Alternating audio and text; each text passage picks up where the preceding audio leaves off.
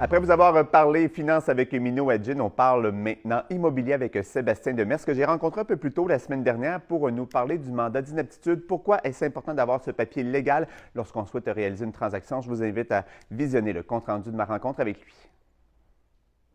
Alors, Sébastien, on parle aujourd'hui du mandat d'inaptitude lorsqu'il est question d'une transaction immobilière, que ce soit la vente ou l'acquisition d'une propriété. Pourquoi d'abord c'est important d'avoir ce type de document-là et qu'est-ce qui fait en sorte que c'est nécessaire d'avoir un papier légal comme celui-ci lorsqu'on veut faire une transaction immobilière?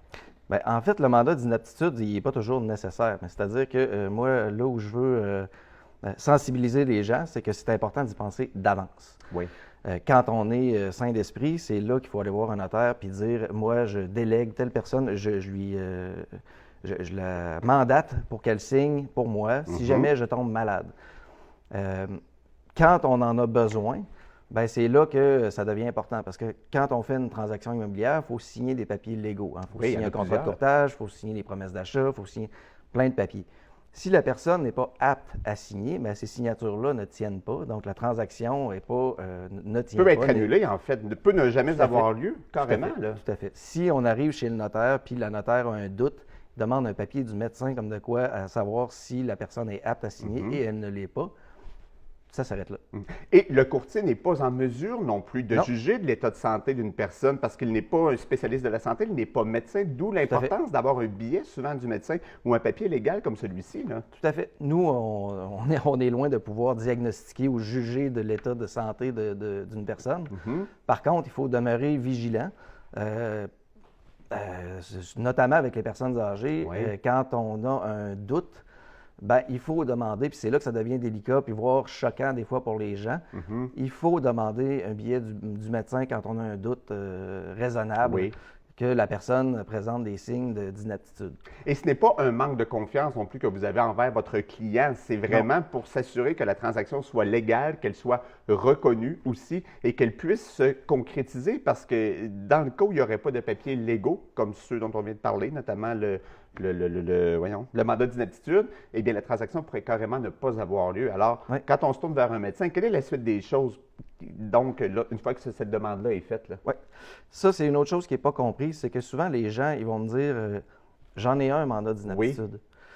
Oui, mais est-ce qu'il est valide? C'est-à-dire, est-ce qu'il a été homologué par un juge? Puis là, c'est là que les gens, ils disent ben c'est quoi ça? Fait que moi, je vais faire la vérification sur le site du curateur public. Puis quand je constate que le mandat d'inaptitude n'est pas homologué, bien à ce moment-là, il faut que je dise aux gens, il faut que vous alliez voir votre notaire et que vous fassiez homologuer le mandat d'inaptitude pour qu'il soit valide. Ça, ce que ça implique, c'est un médecin et un travailleur social qui vont évaluer la personne. Et ensuite de ça, bien, ils vont envoyer ça à un juge qui, lui, va homologuer ce mandat d'inaptitude-là, ce qui va faire en sorte que la personne va pouvoir effectivement commencer à signer pour cette personne. Mais il y a assurément des délais rattachés à ça. On parle d'un laps de temps de combien de temps, justement? Là, on vient de rajouter non seulement des délais, mais beaucoup de lourdeur. Oui. On parle d'à peu près 6 mois pour faire l'homologation, les tests et l'homologation. On parle d'à peu près 6 mois. Ça, c'est l'aspect durée, mais moi, l'aspect que je trouve le plus difficile à constater, c'est quand on parle à des gens dans les 80, on vient d'ajouter vraiment une lourdeur à toute cette transaction-là. Puis souvent, du découragement, un stress, du découragement. Fait qu'il faut les accompagner là-dedans, puis essayer de diminuer ce stress-là, puis essayer de simplifier les choses pour les amener à finalement pouvoir vendre leur propriété. Vous avez vécu des situations comme ça dans le domaine immobilier, dont toi récemment, là, je pense que c'était arrivé 3 fois au cours des derniers mois. Grosso modo, quelle est la réaction des gens lorsque tu leur dis, ben, écoutez, on n'a pas le choix, ça prend un mandat d'inaptitude, un papier légal, sinon on ne sera pas en mesure de donner suite à la transaction. Quelle est la réaction des gens et quel est l'accompagnement ou ce que tu es en mesure de donner, toi, comme courtier immobilier dans la région? Bien, la réaction, comme j'ai mentionné un petit peu tantôt, souvent les gens sont un petit peu déstabilisés. Parce que, bon, dans le cas, l'exemple que je vais donner, c'est un monsieur, une madame. La propriété est au nom de monsieur, mais en arrivant, madame me dit que monsieur commence à faire un petit peu d'Alzheimer, mais il est capable de faire ses affaires. Oui, pour l'instant. Oui.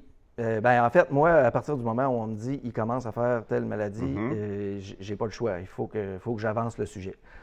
Fait que, bon, je fais la visite avec la madame, tout ça, puis après ça, je lui parle seul à seul. Je dis, est-ce que monsieur est en mesure de signer des papiers? Puis là, bien évidemment, les gens, la majorité du temps, ils vont dire, ben oui, il fait ses affaires, tout ça. Faire ses affaires, c'est une chose.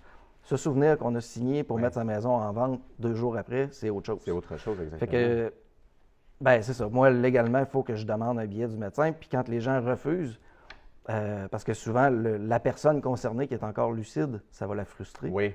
Parce que là, ça va la froisser surtout, j'ai l'impression. Oui, je suis encore capable, puis j'ai encore mes capacités, alors que ce n'est pas du tout un jugement qui est porté, c'est vraiment pour faciliter le processus transactionnel. Oui, parce que si moi, je ne le fais pas, puis qu'au final, la signature n'est pas valide, quand ils vont arriver chez le notaire, lui, va faire la vérification, va me dire que je n'ai pas fait ma job, puis il va arrêter la transaction à ce moment-là.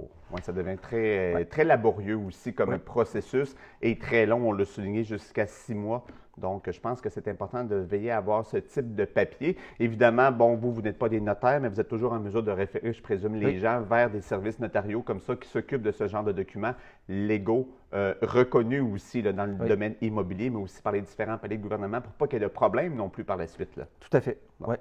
Bien, écoute, Sébastien, merci beaucoup de nous avoir éclairé sur le sujet. Toujours un plaisir de discuter avec toi d'immobilier et de toutes les particularités aussi qui se rattachent à ce domaine. On se reverra dans quelques semaines pour parler à nouveau de d'autres sujets en lien avec le domaine immobilier. Merci à toi. Ça fait plaisir. Merci.